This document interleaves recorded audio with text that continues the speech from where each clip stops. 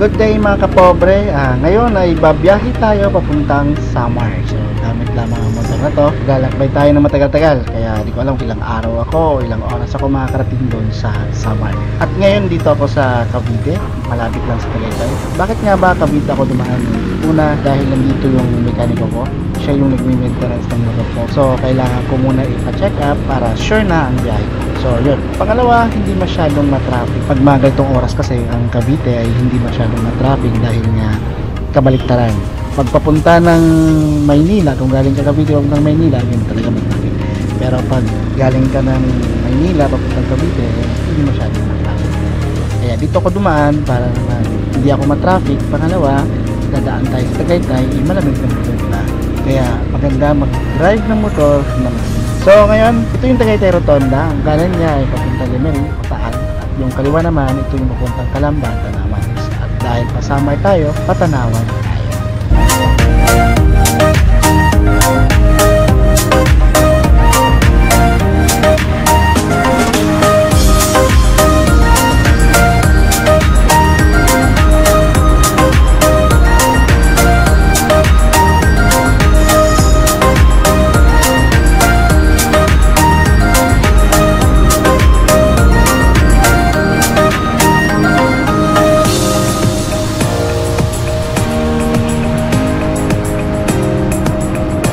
Kailangan natin pumasok sa Higaya Road. Itong road na to ay nagko-connect sa Tagaytay at Talisay, Batangas. Yung Talisay kasi ay malapit lang sa Tanawan, kaya dito tayo dadaan.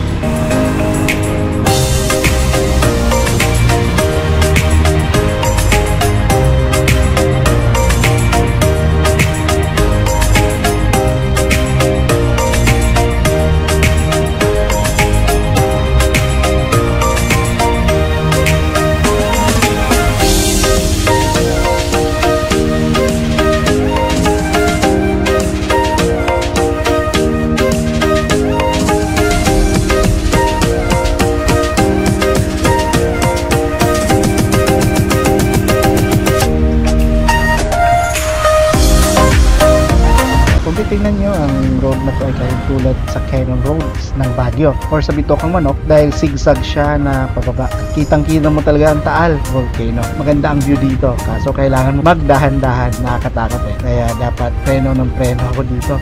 Kaya nga dumaan ako sa Cavite para naman ma-check talaga ng nagme-maintenance ng motor ko. Delikado kasi malayo-layo yung biyahe ko.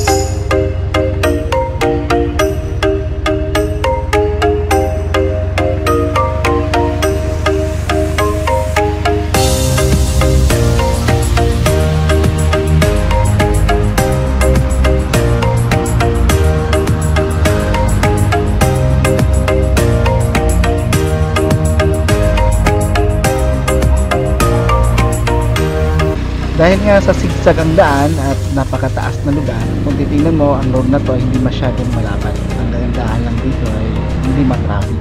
Continue ang takbo mo at napakaganda ng view sa paligid. Malaki, diba?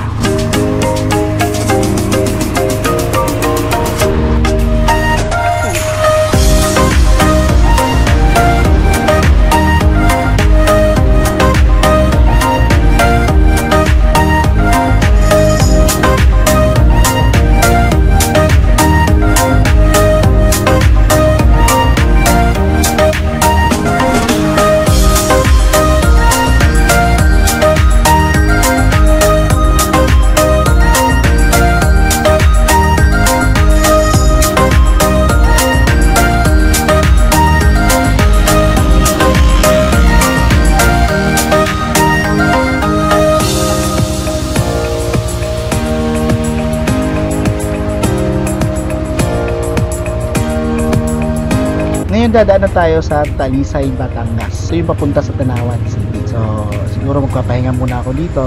May mga convenience store siguro dito, kaya mag-stop muna ako dito. Nakakapagod yung pababa ko kanina, kaya break muna ako dito, kaya maghahanap ako dito ng matatambayan.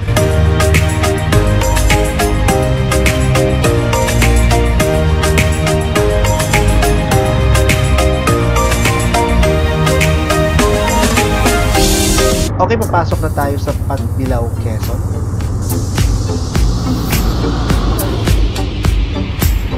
Kanina hindi ako nakapag-video dahil sa lakas ng ulan sa Tanawan hanggang Lucena. Grabe.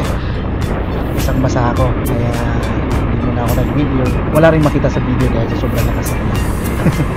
So yun, okay, nandito tayo sa Pagbilao, Quezon. Dito yung entry point ng isa sa pinakasikat na zigzag road. Kung tatandaan nyo, ito yung tawag nila ay Tukang Manok or Imi Road. Kaya tara, pasukin natin.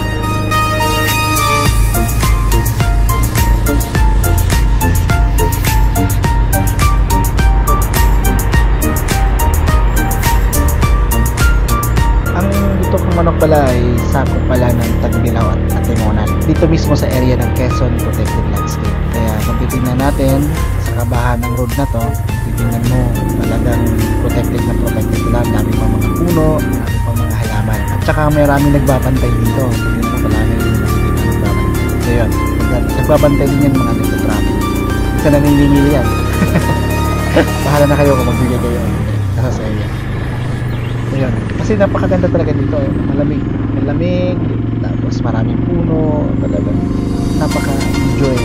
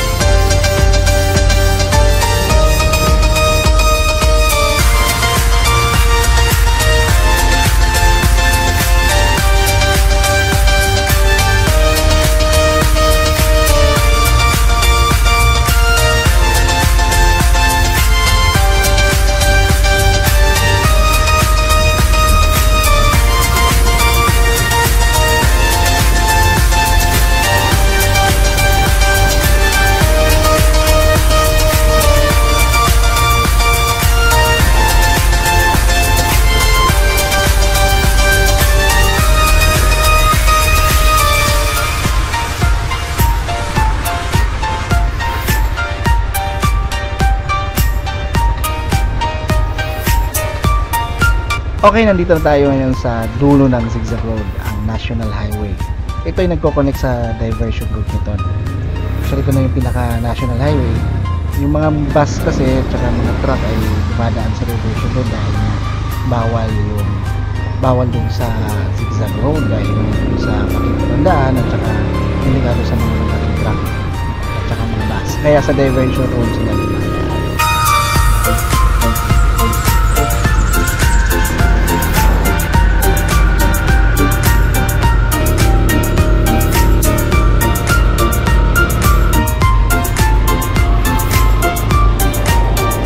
Okay, dadaan tayo sa Atimonan proper. Actually, kung kakaliwa ka, going to Atimonan proper yan. At kung kakanan ka naman, hindi ka nadadaan ng proper nito. Ito kasi yung highway talaga. Yung dinadaanan natin ngayon. Dito dumadaan yung mga bus, truck, kasi hindi matraffic. Sa loob kasi matraffic. Kaya nakakahirap pumasok ka na.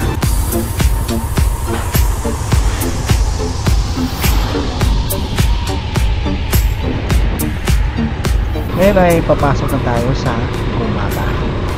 Hindi tingnan mo ang Gumaka pag pumasok ka, unang makita dagat kasi malapit sa Kasagara.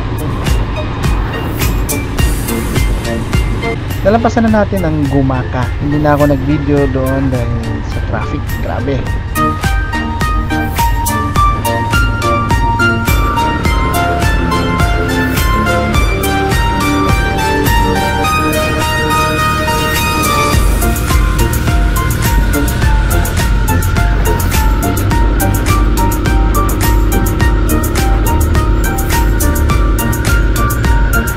And dadaan na tayo sa Lopez. Okay, so actually may bypass road dito, kaya bypass road ang dadaan ko para mabilis. Fairness, napakaganda ng lugar.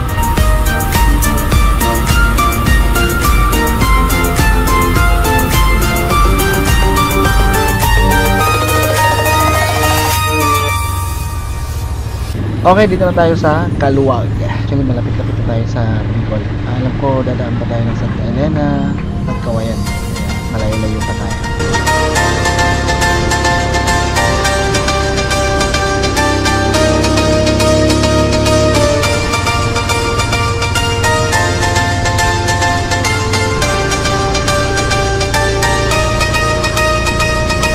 At ngayon ay padilim ng padilim na. So, kailangan ko na maghanap ng matutuluyan. Baka sa Tagkawayan na lang. Sa Tagkawayan, maraming hotel. Dito kasi tayo ngayon sa Santa Elena, nakapuntang Tagkawayan. Malayo pa naman, pero maghahanap pa rin tayo ng matutuluyan. Ayoko kasi magbiyahe ng gabi. Mahirap kasi magbiyahe ng gabi dahil madilim. Nakakapagod na rin. Mas maganda na rin magpahinga. Mahirap na, baka hanggang pagod mo, bigla kang matumba pa. Disgrasya ka pa. Mas maganda pa rin magpahinga, refresh na refresh para bukas. So, breakfast ako ngayon dito sa lampasan dito ng Tagkawayan. So, breakfast muna ako kasi anong oras ba ngayon? Hindi na lang. 6 a.m. Actually, malis ako doon mga 5:30. Mabagal lang kasi ako kasi yun. So, nandito ako ngayon sa Tagkawayan, lagpasan ng Tagkawayan. So, diretso na ako papuntang Matnog para sa Manila to Samar. So yun. So nandun pala yung motor ko. Nakatambay doon. So yun. Dito muna ako kakain.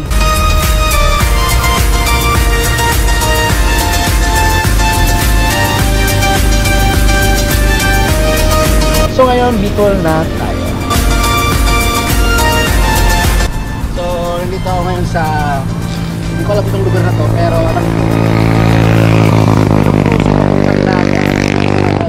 papunta naman ng Iligan. So papunta to ng Samar. Minsan naman doon dumadaan yung iba, minsan naman dito. So doon sa crossing na yun, papuntang Naga City. Dito ko dadaan dahil nga bagong kalsada to. Tapos alam ko mas mabilis dito kumpara doon sa Naga. Kasi sa Naga kasi anong tawag dito? Sa Naga kasi dadaan ka pa ng Naga City, traffic dito walang traffic. So yun. So next pupunta na ako ng Iriga, tapos Iriga. After ng Iriga, ano ba sunod? Albay. So dadaan ako ng Albay, then Sorsogon, then Matnog na. So time check, anong oras na tayo ngayon? 8:44. So in-expect ko dapat makarating ako dun mga alas 2 sa Sorsogon. So yun. So dito na lang muna, exercise muna ako kasi pagod na pagod, sakit ng katawan ko.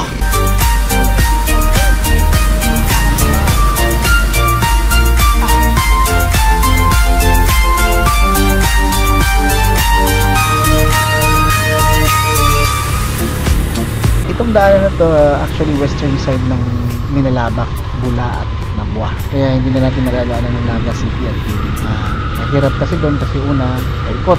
Ito kasi shortcut ito pero nakakatakot nga lang. Dahil nga siguro walang dumadaan ng mga sasakyan. Mabilis din tong daan na to dahil ang dulo nito ay Bato Camarines shortcut. Mabilis yung shortcut naman. Pero ang problema dito na lang, sabi ko nga, nakakatakot dahil sabi nila marami daw dito in-delay. Hindi ako sure kung totoo, pero tuloy pa rin natin kasi maaga naman. Pero kung gabi tayo dadaan dito, nako, hindi ako dadaan. Pero umaga naman, kaya pagtsagaan na natin para mabilis tayo makarating.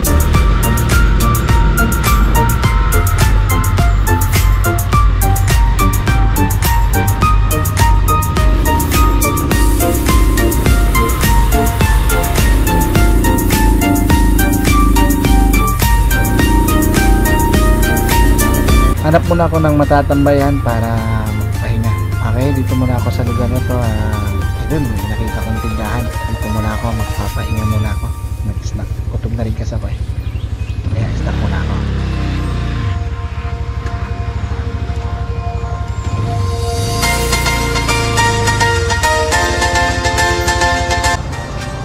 Snack muna. Hinga muna ako. Hindi ko lang anong bayan to. Pero snack muna, pahinga.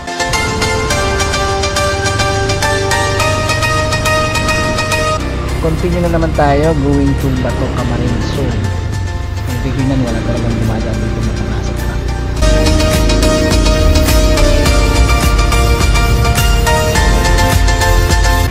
Ayun, kita ko na ang dulo nito, yung National Highway. Yan. Sabihin mo, malaki na ang kalsada. Kasi National Highway nito.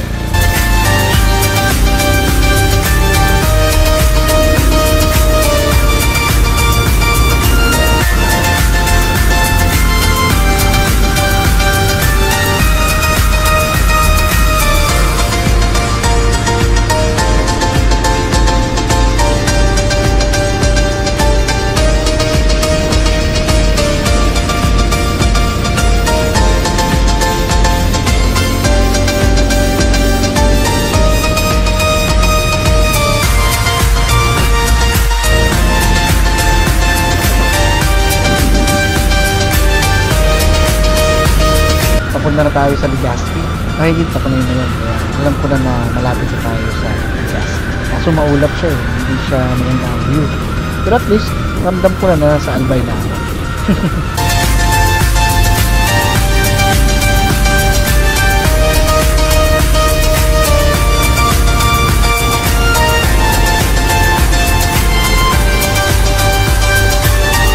So, kailangan ko muna magpahinga at mag-exercise.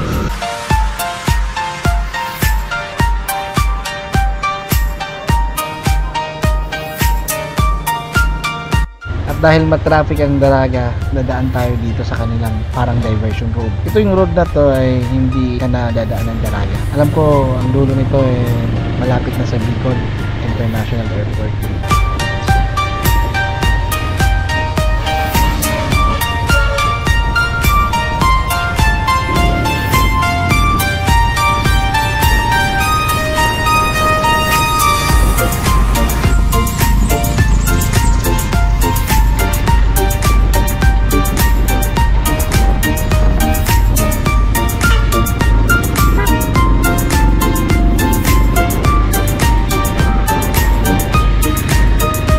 At ngayon nasa Sorsogon na ako. Ramdam ko na ang ganda-ganda. Dahil nga sa Sorsogon province talaga, maganda yung daanan. Pag alam mo na maganda na yung daanan, ay, Sorsogon na. Kaya nararamdaman mo na malapit ka na sa Matag. Kasi ang Matag probinsya na yung Sorsogon. At ang Sorsogon kasi, magaganda yung daanan. Malaki, may espalto, kaya maayos yung daan, kasimento. Kaya yun ang gagandahan dito sa Sorsogon. Hindi ka man ang problema.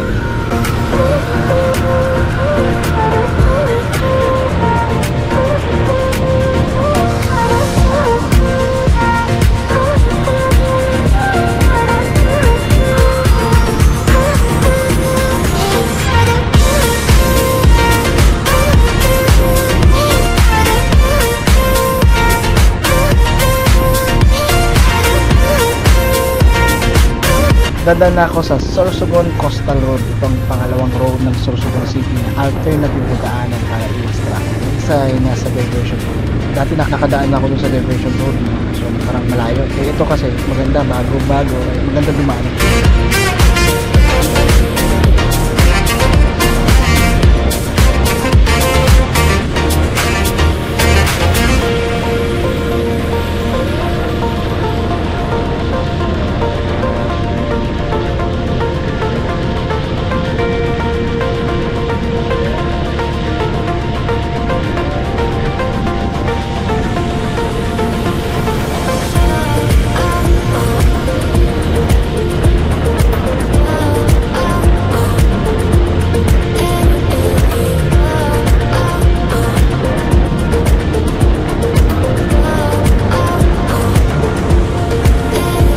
At ang dulo nito ay ang SM Sorsogon at ang SIPS.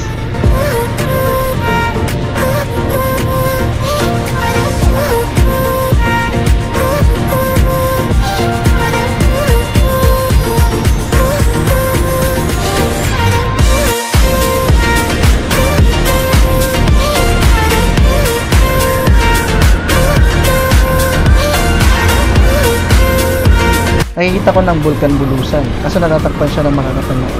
Palatandaan na nito na malapit na ako sa mga.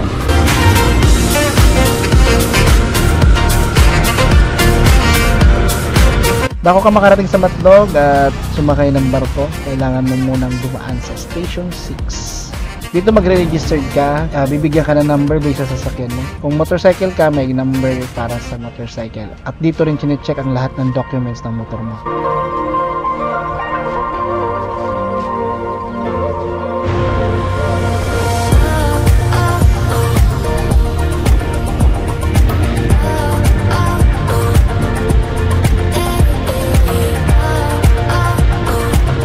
Ngayon, motorcycle tayo, dadiretso na tayo sa Station 1. Dahil doon yung para sa motorcycle at light vehicle. Yung Station 225 kasi para sa mga bus, truck. Kaya hindi tayo ihinto doon. Ihinto tayo sa Station 1 dahil nandun yung ticket din ng parko. Hindi mo gabayad ng mga babayarin. Tulad ng mga terminal fee.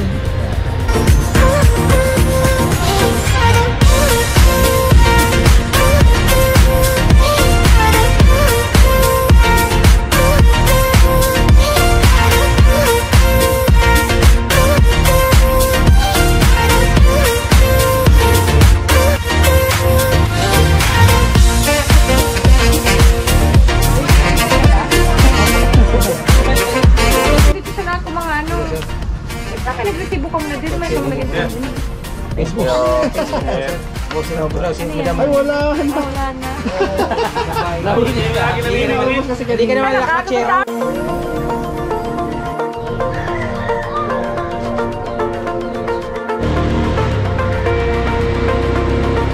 Dito na ako sa barko, nandun na yung motor ko, so aakit muna ako para magpahinga.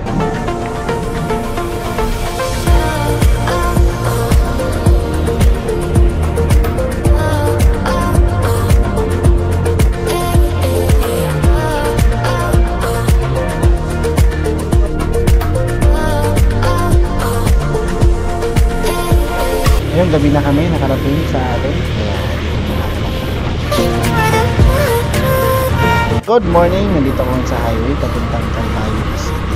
Actually, 1 hour, mahigit pa ang biyahe papuntang Calbayog City. By the way, ang binayaran ko pala sa barko para makasakay. Muna, papasahe sa motor, 300. Ang sinakyan ko pala ay Santa Clara siya. Ang pamasahe ko, 160. Passenger terminal fee, 30 pesos. Roro terminal fee, 65. Para yan sa motor. At ang LGU naman, yung siningin nila sa akin, 25 pesos. Yung mga resibo naman lang. So, ang total niya ay 580 pesos. So, yun ang binayaran ko. Ang gasolina ko pala ay 1,100 ang nagastos.